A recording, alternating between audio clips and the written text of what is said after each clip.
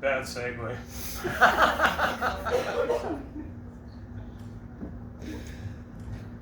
Dear dental hygienist, you may not have noticed, but my mouth was full of wads and dams.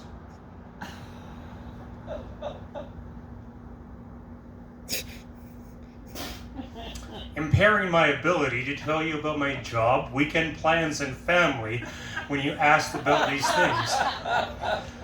You may not have seen my eyes glossing over when you spoke so knowingly of recommended brushes, electric and manual, and flosses, fuzzy picks, and massagers, topics which might have seemed a little erotic if it weren't for the smells of antiseptic and bonding agent. You may have mistaken me for a big plastic mouth, inert and immune to exaggerated technique, when you attacked with a scraper and later floss on my gums.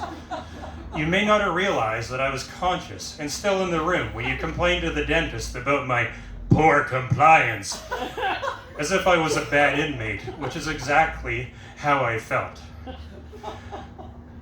Dear dentist, you may not have realized how silly it sounded that when you recommended to prevent daytime grinding that I wear my large night guard at work, just slipping it in between conversations with colleagues and students.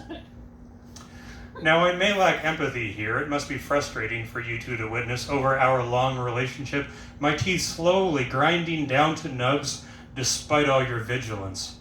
But please remember that eventual erosion is built into our mortal oral being just as strongly as biting and grinding. And if you stare long enough at the cavities, they stare back into you.